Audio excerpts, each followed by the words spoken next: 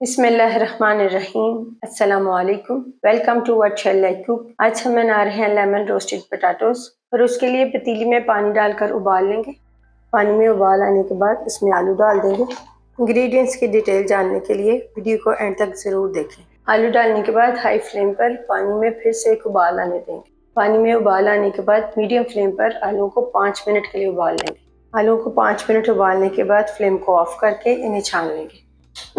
आलूओं को छानने के बाद बॉल में डाल देंगे। 1 टेबल स्पून जैतून का तेल डालेंगे,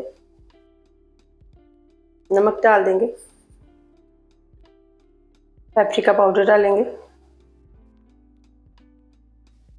मिक्स करेंगे।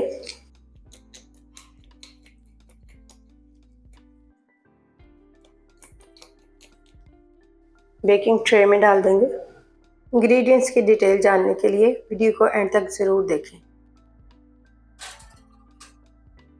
प्री हीटेड ओवन में रखकर बेक कर लेंगे 180 पर 20 से 25 मिनट के लिए।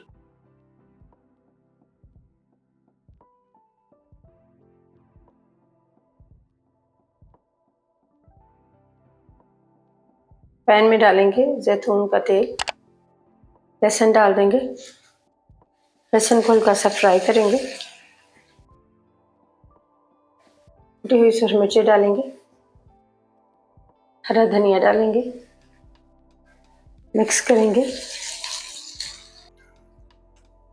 इंग्रेडिएंट्स की डिटेल जानने के लिए वीडियो को एंड तक ज़रूर देखें और फ्लेम को ऑफ कर देंगे और इस मिक्सचर को बेके हुए आलूओं पर डाल देंगे। मिक्स कर लेंगे।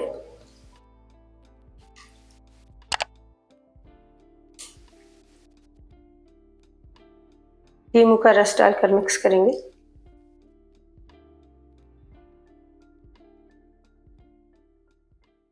अल्हम्दुलिल्लाह मज़ेदार लेमन रोस्टेड पोटैटोस तैयार हैं। आपको ये रेसिपी कैसी लगी कमेंट्स करके ज़रूर बताएं। और आइए इंग्रेडिएंट्स की डिटेल्स देख लेते हैं।